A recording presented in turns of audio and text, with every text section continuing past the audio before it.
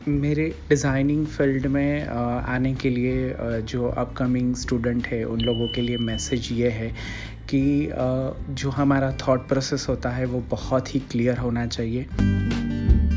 नमस्कार दोस्तों, मैं गोविंद विश्वास आप सभी का एक बार फिर से इस चैनल पे स्वागत करता हूं। हमारे साथ उपस्थित है नीरव भाई और आज उनका जन्मदिन भी है और उनकी स्टोरी बड़ी इंटरेस्टिंग है, जो फाइन आर्ट से लेके डिज़ाइनर तक का सफ़र। तो आइए उनसे बात करते हैं, उनसे जानने की कोशिश करते हैं उनके जीवन के विषय में। तो नीरव भाई, आपका बहुत बहुत स्वागत है।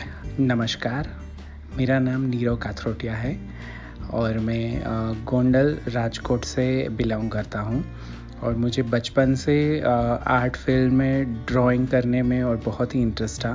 इस वजह से मेरे मॉम डैड ने मुझे सपोर्ट किया और मैंने आफ्टर स्कूलिंग मेरा admission faculty of fine arts Baroda में स्कल्पचर डिपार्टमेंट में लिया और फिर यहाँ से मेरी आर्ट की जर्नी स्टार्ट हुई, जहाँ पे मैंने स्कल्पचर डिपार्टमेंट में सिरामिक में काम किया और फिर सिरामिक बनाते बनाते मैं बहुत सारे ड्राइंग्स बनाता था। जो ड्राइंग्स मैंने उस टाइम पे कपड़ों पे मैं करता रहता था, जो मुझे बहुत ही पसंद था। एंड देन यही मेरा इंटरेस्ट मुझे आफ्टर कॉलेज मेरा एशियन पेंट कंपनी में फर्स्ट मेरा जॉब था एज एन कलर कंसल्टेंट, जहाँ पे मैंने सारे कलर को एक्सप्लोर किया। इस तरीके से मेरा डिज़ाइनिंग का जर्नी स्टार्ट हुआ है। जी, आपका सफ़र काफ़ी इंटरेस्टिंग है। और रही बात कि एक फैशन डिज़ाइनर व फैशन फील्ड में काम करने के लिए आपको इन सब चीज़ों का इंस्पिरेशन कैसे मिलता है? उस चीज़ों को आपको एक्सप्लोर करने के लिए किन किन बातों का ध्यान रखना पड़ता है, इस विषय में भी आप दर्शकों से कुछ साझा कीजिए। मेरे जो डिज़ाइन आर्ट वर्क है उसके अंदर जो मेरा इंस्पिरेशन होता है, तो हम लोग ट्रेंड्स को फॉलो करते हैं, फोरकास्टिंग देखते हैं कि नेक्स्ट 2022 में 2023 के अंदर किस तरीके का कलर चार्ट होगा, जो अपने एटमॉस्फेयर के अकॉर्डिंग जो सारी चीज़ें चेंज होती रहती है उस अकॉर्डिंग हम लोग सारे मोटिव सर्व करते हैं। फॉर एग्ज़ाम्पल अभी के टाइम पे जो हवेली और उन सारी चीज़ों के इंस्पिरेशंस हम हमारे प्रिंट्स और आर्ट वर्क में लेते हैं, जिसमें जो थोड़ा सा हैजी सा वर्क होता है, तो वो सारा हमारा इंस्पिरेशन होता है। तो ये इंस्पिरेशन से हम लोग सारी चीज़ें कंसेप्ट डेवलप करते हैं। उसके बाद जो मेरे मोटिव होते हैं वो बनते हैं, जो वो पूरे हैंड पेंटेड होते हैं ऑन पेपर या अदर मटेरियल के ऊपर। एंड देन वही सारे मोटिव को हम कन्वर्ट करते हैं डिजिटलाइज फॉर्म में, एंड फिर उसका एक पूरा पैटर्न बनता है जो हमारा कंसेप्ट हमने पहले से सोच के रखा होता है। एंड देन फिर वो डिजिटल के बाद फिर वो कपड़े पे और गारमेंट्स पे वो सारी चीज़ें कन्वर्ट होती है। तो इस तरीके से मेरा पूरा प्रोसेस होता है मेरे जो डिज़ाइनिंग वर्क के अंदर और जो मेरे प्रिंट के आर्ट वर्क है उसके अंदर। जी, पहले के काम और अभी के जो आप काम कर रहे हैं डिज़ाइनिंग के, उन दोनों को आप कैसे मैनेज कर पाते हैं? इस विषय में कुछ दर्शकों से साझा कीजिए।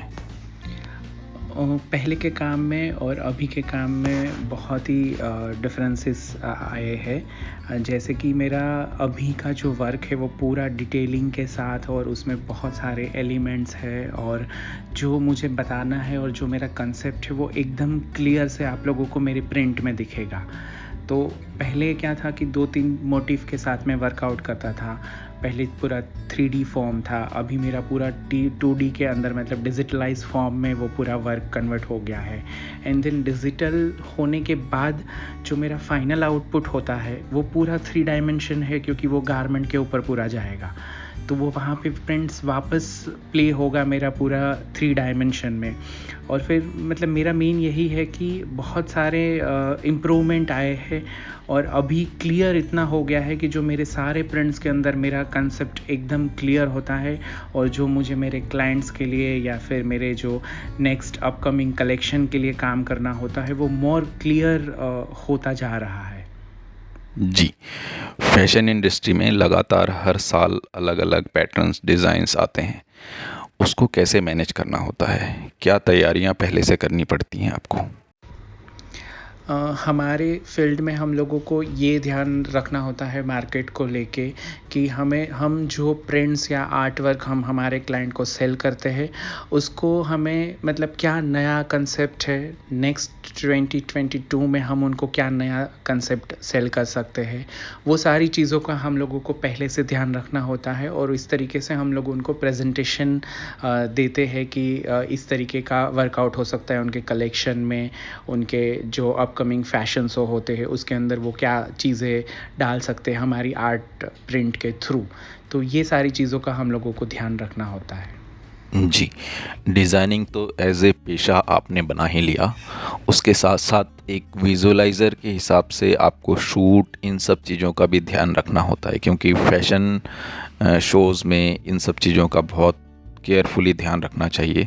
तो उसको आप कैसे देखते हैं?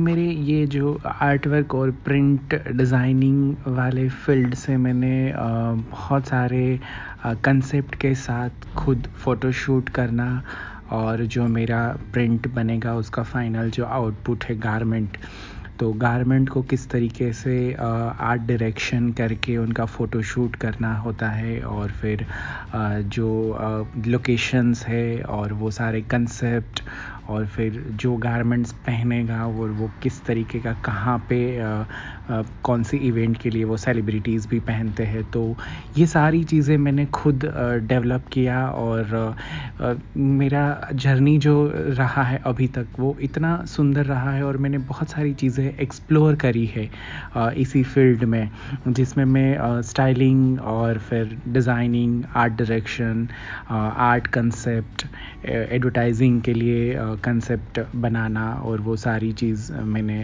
किया है। तो ये मेरी बहुत ही ब्यूटीफुल जर्नी रही है और मैंने बहुत ही खुद एंजॉय करके और फिर यही जो एक्सपीरियंस होता है अभी तक का उन सारी चीज़ों को लेके कोई नई चीज़ डेवलप करना, कंसेप्ट रेडी करना, यही काम जो मैं अभी आगे भी एक्सप्लोर करूँगा। और भी मैं बहुत सारी चीज़ें नई करनी है जो मेरे नेक्स्ट अपकमिंग कलेक्शन भी आने वाले हैं नेक्स्ट ईयर के लिए, तो ये सारी चीज़ें करता हूँ मैं।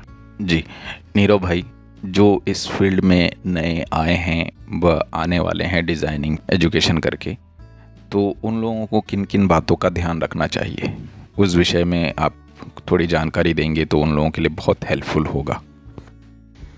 मेरे डिज़ाइनिंग फील्ड में आने के लिए जो अपकमिंग स्टूडेंट है उन लोगों के लिए मैसेज ये है कि जो हमारा थॉट प्रोसेस होता है वो बहुत ही क्लियर होना चाहिए। एवरी टाइम एवरी डे हम लोगों को नया डेवलप करना होता है, नए कंसेप्ट रेडी करने होते हैं, तो उस चीज़ के लिए मेंटली प्रिपेयर रहना पड़ता है, अपडेट रहना पड़ता है। हमारा जो कलर का जो सेंस होता है वो बहुत ही स्ट्रॉन्ग होना चाहिए, जो डायरेक्टली लोगों को या आर्ट वर्क या आर्ट प्रिंट में वो डायरेक्टली डिफ़ाइन होना चाहिए। तो ये सारी चीज़ों का ध्यान रखना इसलिए इम्पॉर्टेंट है क्योंकि हमें जो एवरी समर कलेक्शन हमारा होता है, विंटर कलेक्शन होता है, जिसके लिए मुझे एवरी टाइम नए कंसेप्ट देने होते हैं। तो ये सारी चीज़ जब हम ध्यान रखेंगे तभी हम लोगों को प्रेजेंट कर पाएंगे और लोगों को हमारी चीज़ें दे पाएंगे। और ये इसमें ये चीज़ और है कि मेरे पास 4 क्लाइंट है तो मुझे 4 क्लाइंट के लिए summer collection different concept base बनाना पड़ेगा। तो यही सारी चीज़ों का ध्यान रखना है हम लोगों को। जी, बहुत बहुत धन्यवाद नीरव भाई हमसे बात करने के लिए और बहुत सारी जानकारियाँ देने के लिए, क्योंकि ये जानकारियाँ आने वाले जो भी स्टूडेंट्स हैं या डिज़ाइनर्स हैं उनको बहुत काम आने वाली हैं। और दूसरी बात ये कि जिन्होंने इस चैनल को सब्सक्राइब नहीं किया है और चैनल पर नए हैं वो चैनल को सब्सक्राइब कर लें। और हम लाइव के ज़रिए आने वाले समय में नीरव भाई का स्टूडियो विज़िट करने की कोशिश करेंगे। तब तक के लिए हमें अनुमति दीजिए। बहुत बहुत धन्यवाद। बहुत सारा धन्यवाद गोविंद विश्वास भाई मेरे साथ ये वार्तालाप करने के लिए। अगर आपको ये वीडियो अच्छा लगा हो तो प्लीज़ लाइक करिए, शेयर करिए, सब्सक्राइब करिए और कमेंट्स करिए। And thank you so much. Thank you Nirav भाई, थैंक यू वेरी मच। दोस्तों, ये वीडियो आपको कैसा लगा नीचे कमेंट बॉक्स में ज़रूर लिखिए, क्योंकि इस तरह के जो भी डिज़ाइनर्स, आर्टिस्ट, कलाकार, शिल्पकार व गैलरिस्ट, आने वाले समय में सभी से हम इस तरीके से बातचीत करेंगे। और आज के अपनी कहानी अपनी ज़ुबानी को हम यहीं रोकते हैं। Thank you.